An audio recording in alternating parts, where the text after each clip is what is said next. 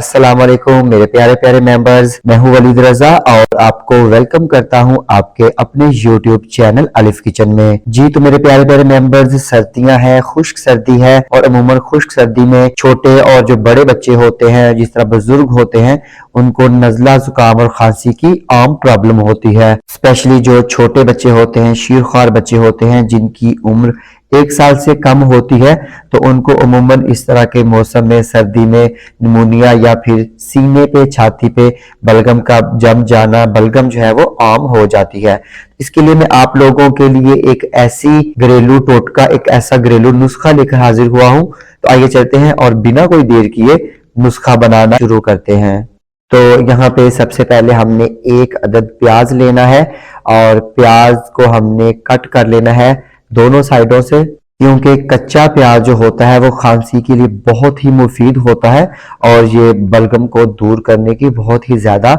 सलाहियत रखता है, क्योंकि प्याज का इस्तेमाल खांसी के इलाज के लिए बहुत ही ज्यादा मुफीद होता है। क्योंकि प्याज में विसिकोसिटी यानी कि बलगम की जो चिपचिपाहट होती है उसको पतला करने की सलाहियत बहुत ही ज्यादा होती है, जिसकी बदौलत बलगम आसानी से खत्म हो जाती है। तो यहाँ पे प्याज के एजेस कट कर लेने के बाद हमने कोई भी इस तरह का एक चम्मच लेना है,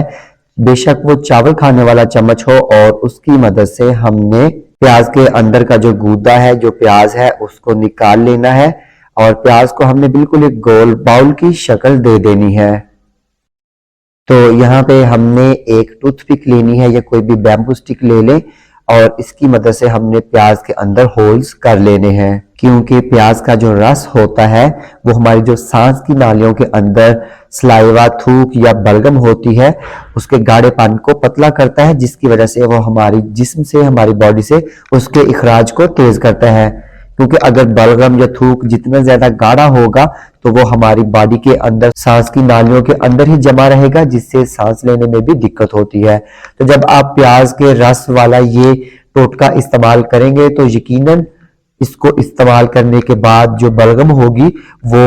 पतली हो जाएगी और वो बॉडी से उसका इखराज जो है वो बहुत तेजी से हो जाएगा। जी तो मेरे प्यारे प्यारे मेंबर्स, यहाँ पे हमने प्याज के अंदर होल्स बना लिए हैं और अभी हमने इसको किसी भी कप के ऊपर या ग्लास के ऊपर रखना है। तो एक बात याद रखिएगा, ये ग्लास या कप के ऊपर आना चाहिए, ये उसके अंदर नहीं चले जाना चाहिए। तो यहाँ पे अभी हमने 1 से 2 खाने के चम्मच शहद इस प्याज में डाल देना है।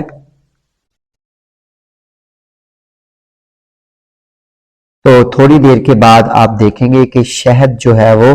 प्याज में से होता हुआ नीचे ग्लास में या जार में इकट्ठा होना शुरू हो चुका है। तो यहाँ पे हमने 10 से 15 मिनट के लिए इसको ऐसे ही छोड़ देना है, ताकि जितना भी शहद है वो प्याज के रस में से, प्याज में से होता हुआ नीचे ग्लास में या जार में इकट्ठा होता जाए। तो जब तक शहद जो है वो ग्लास में इकट्ठा हो रहा है, तब तक हम क्या करते हैं, ये जो हम लोगों ने प्याज का गूदा निकाला था, जो प्याज था, उसको हमने बिल्कुल बारीक जो है वो चॉप कर लेना है।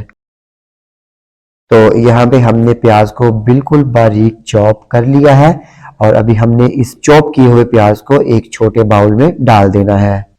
और यहाँ पे हमने इस चॉप किए हुए प्याज में 2 खाने के चम्मच शहद डालकर इसको अच्छी तरह से मिक्स कर लेना है। तो यहाँ पे शहद और चॉप किए हुए प्याज को मिक्स कर लेने के बाद हमने इसको 10 से 15 मिनट के लिए ऐसे ही पड़ा रहने देना है और फिर इसके बाद हमने इसको भी किसी भी स्ट्रेनर या मलमल के कपड़े से छान लेना है। लेकिन अगर आप इसको इसी तरह भी इस्तेमाल करेंगे तो इसमें भी कोई किस्म का नुकसान या मजायका नहीं होगा। तो यहाँ पे अब हम इसको किसी भी जार में डालेंगे और आप इसको बहुत आराम के साथ इस्तेमाल कर सकते हैं। और यहाँ पे दूसरी साइड पे जो हमने प्याज में शहद डाला था, वो सारा शहद जो है नीचे ग्लास में ड्रेन आउट हो चुका है। तो जब भी छोटे बच्चों को खांसी हो या उनके छाती में बलगम हो या बड़ों को भी हो, तो बड़ों को आपने सुबह शाम 1 खाने का चम्मच और छोटे बच्चों को आपने 1 चाय का चम्मच दिन में 2 मरतबा आपने देना है। तो बिलीव मी, 2 से 3 दिन के अंदर ही इस टोटके से, इस घरेलू टोटके से जो बलगम है छाती में जमी हुई और जो गले में बलगम होती है वो बिल्कुल ही खत्म हो जाएगी। तो मैं उम्मीद करता हूं कि आपको मेरी आज का ये जो टोटका है या रेसिपी कह लीजिए, यकीनन पसंद आई होगी, क्योंकि मुझे भी यही मसला था जिसका से मैंने ये खुद बनाया, तो मैंने कहा कि आप लोगों के साथ इस रेसिपी को शेयर करूं। तो इसके साथ ही अलिफ किचन से वलीद रजा को इजाजत दीजिए। अल्लाह हाफिज।